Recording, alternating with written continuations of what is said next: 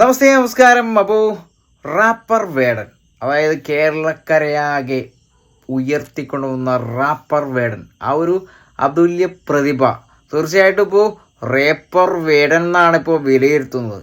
എന്താണ് അതിനുള്ള കാരണം? നമുക്കൊന്ന് ചോദിച്ചു നോക്കാം. അതിനെക്കുറിച്ച് എന്താണ് ചേട്ടൻ പറയാനുള്ളത്? പീഡനത്തെ കുറിച്ച് വേടന്റെ പീഡനത്തെ കുറിച്ച് പറയുകയാണെങ്കിൽ തീർച്ചയായും ഒരു തെറ്റായ ആരോപണമാണെന്ന് എന്നെ സംബന്ധിച്ചിടത്തോളം എനിക്ക് പറയാൻ കഴിയുള്ളൂ. ഇത് ശരിയാണോ?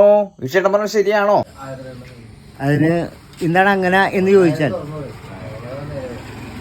വേടൻ ആ ഡോക്ടർ പെൺകുട്ടി വിവാഹ വാഗ്ദാനം ചെയ്ത് പീഡിപ്പിച്ചു എന്നാണ് നമുക്ക് കഴിഞ്ഞ ദിവസം ടി വിയിലൊക്കെ എഴുതുന്ന ന്യൂസ്.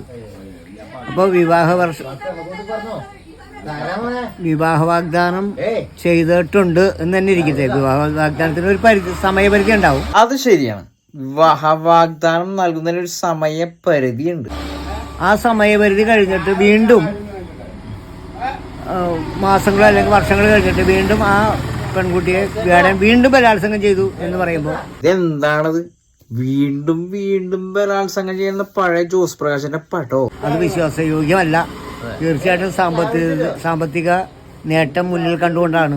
സത്യത്തിൽ ഈ ഒരു വീഡിയോ തരംഗമായതിനു ശേഷം പ്രേക്ഷകരിലൊരു 88% സാമ്പത്തിക ലാഭത്തിന് വേണ്ടി ശരിക്കും തട്ടിപ്പായിട്ടാണ് ആ ഒരു സ്ത്രീ വന്നിരിക്കുന്നതെന്നാണ് തീർച്ചയായിട്ടും ഓരോ പ്രേക്ഷകരും ഹൃദയം തുറന്ന് പറഞ്ഞിരിക്കുന്നത്.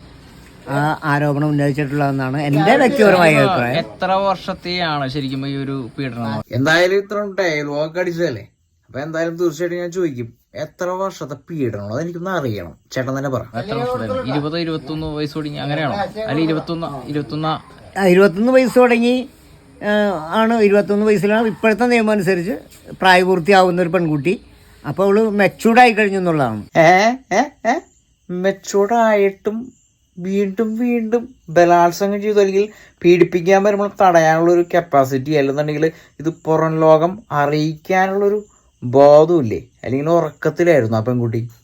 ആ മെച്ചൂർഡായ ഒരു പെൺകുട്ടിനെ പീഡിപ്പിച്ചു എന്ന് പറയുന്നതിൽ 3 വർഷത്തോളം പീഡിപ്പിക്കാന്ന് അനുമതി ഇല്ലാതെ നടക്കില്ലല്ലോ. ഒരിക്കലും നടക്കില്ല. ആ സ്ത്രീയുടെ അനുഭവത്തോടും സമ്മതത്തോടും കൂടെ തന്നെയാണ് പീഡനം നടന്നിട്ടുള്ളത്. അപ്പോൾ ആ ഒരു പ്രേക്ഷകൻ തീർച്ചയായിട്ടും തങ്ങൾ ഉറപ്പിച്ചു, സ്വന്തം അനുവാദത്തോടു കൂടിയാണ് ആ ഒരു സ്ത്രീ പീഡിപ്പിക്കപ്പെട്ടു, അല്ലെന്നുണ്ടെങ്കിൽ പീഡിപ്പിച്ചോളം പറഞ്ഞു എന്ന് വേണമെങ്കിൽ പറയാം.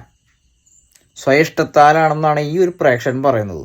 ഇതിൻ്റെ സത്യാവസ്ഥ എന്ത് ഒരു 100 വോൾട്ടേജിൽ നമുക്ക് സത്യാവസ്ഥ എന്താണെന്ന് നമുക്ക് അറിയില്ല. എന്നാലും പ്രേക്ഷകരുടെ ഒരു അഭിപ്രായമാണ് കേട്ടോ അത്. നമ്മൾ തീർച്ചയായിട്ടും നമ്മളെ ഹൃദയത്തിൽ തൊട്ടുള്ളൊരു അഭിപ്രായമാണ്. തീർച്ചയായിട്ടും നമ്മളത് കേൾക്കാൻ ബാധ്യത.